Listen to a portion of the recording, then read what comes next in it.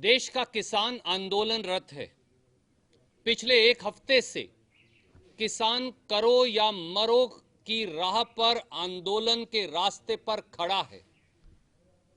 किसान और मजदूर की आत्मा करहा रही है। देश की मिट्टी, खेत, खलिहान न्याय मांग रहे हैं। अन्नदाता अपना अधिकार मांग रहा है और मोदी सरकार उन्हें घाव देने में जुटी है।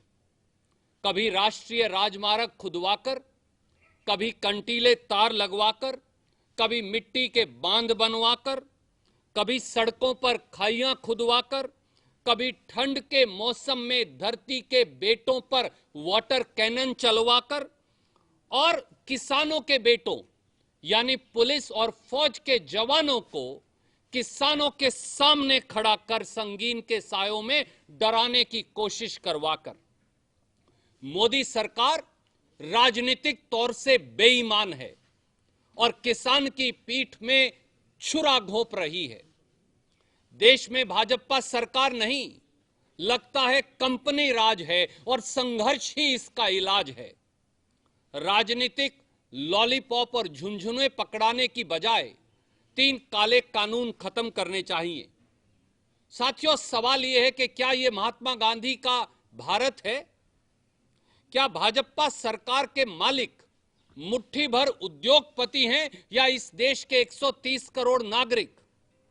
क्या दिल्ली दरबार पूंजीपतियों की तिजोरी का गुलाम है या फिर देश के संविधान का? समय आ गया है कि भारत के 130 करोड़ भारतवासियों को यह सवाल पूछना पड़ेगा।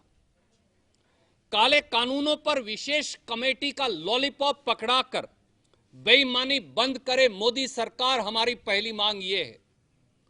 कल जब किसान संगठनों को बातचीत के लिए बुलाया गया था तो हम सबको उम्मीद थी कि चंद धन्ना सेठों की चौकीदार मोदी सरकार 62 करोड़ अन्नदाताओं की आवाज और पुकार को सुनेगी और 3 कृषि विरोधी काले कानूनों को खत्म करने की घोषणा करेगी। पर दुर्भाग्य यह है कि देश के कृषि मंत्री ने विशेष कमेटी का जुमला पेश कर देश और किसानों की आंखों में धूल झोंकने का काम किया। क्या प्रधानमंत्री और भारतीय जनता पार्टी की सरकार बताएगी कि 3 खेती विरोधी काले कानूनों पर विचार करने के लिए कानून बनाने से पहले यह कमेटी क्यों नहीं बनाई गई? मोदी सरकार ने यह काले कानून चोर दरवाजे से अध्यादेश बनाकर क्यों लेकर आई? जब कांग्रेस और विपक्षी दलों ने देश की संसद में इन 3 काले कानूनों का विरोध किया था और इन्हें संसद की विशेष समिति में भेजने की मांग रखी थी, तो मोदी सरकार ने उस मांग को क्यों नहीं माना?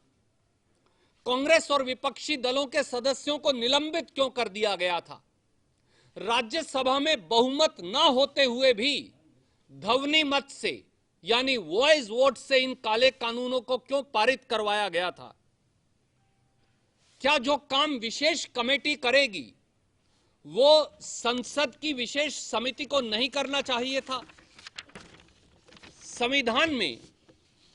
संविधान में खेती तो प्रांत का विशेषाधिकार है, यानी कानून बनाने का अधिकार प्रांतों को है।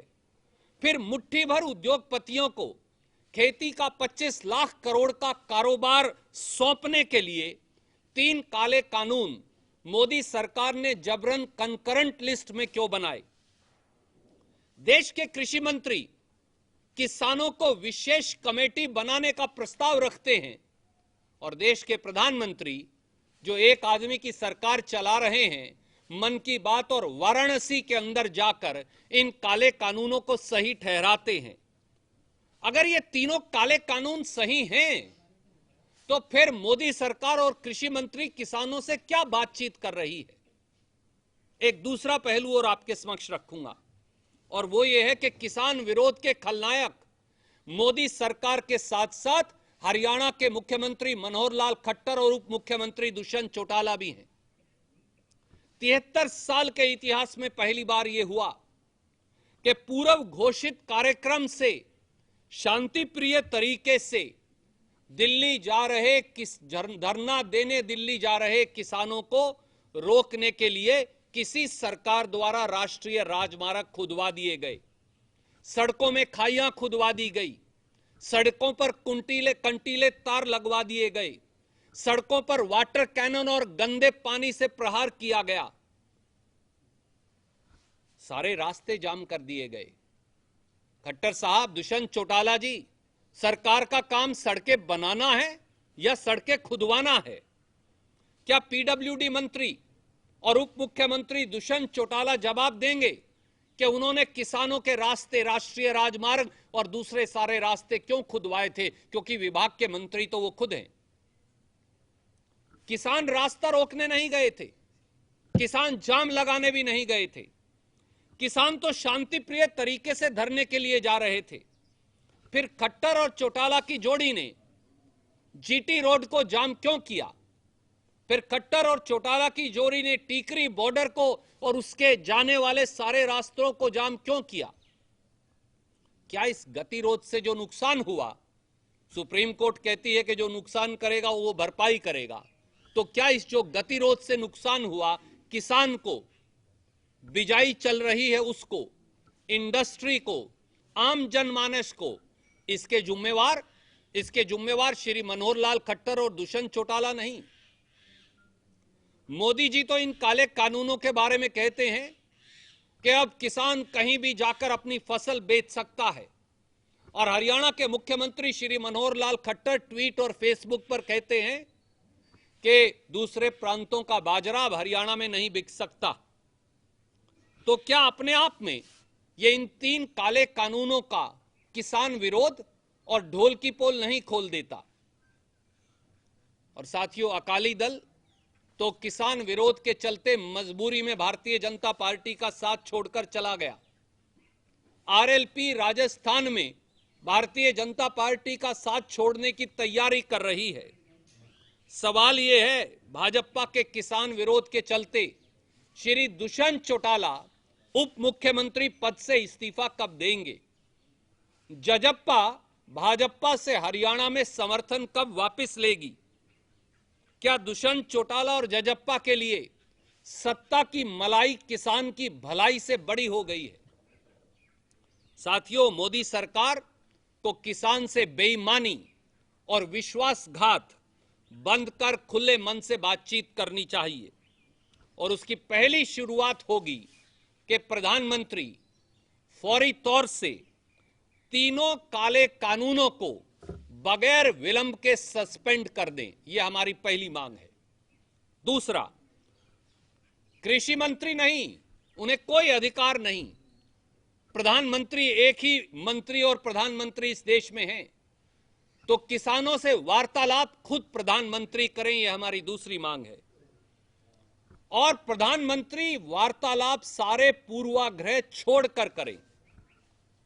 तीसरा, हम ये कहना चाहेंगे मोदी जी को, मोदी सरकार अगर कंपनी राज है, अगर चंद धन्ना सेठों की गुलाम और दासी बन गई है, तो फिर इस कंपनी राज का संघर्ष ही इलाज है।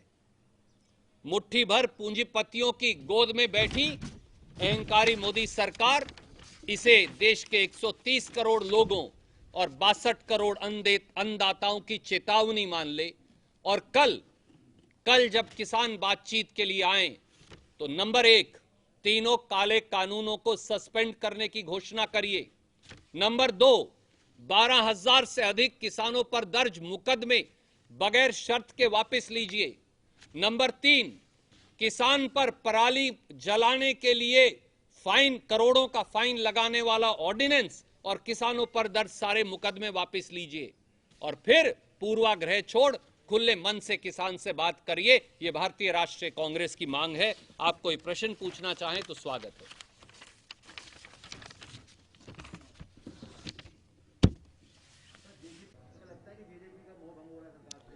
सत्ता की मलाई जरूरी है जजप्पा के लिए या किसान की भलाई?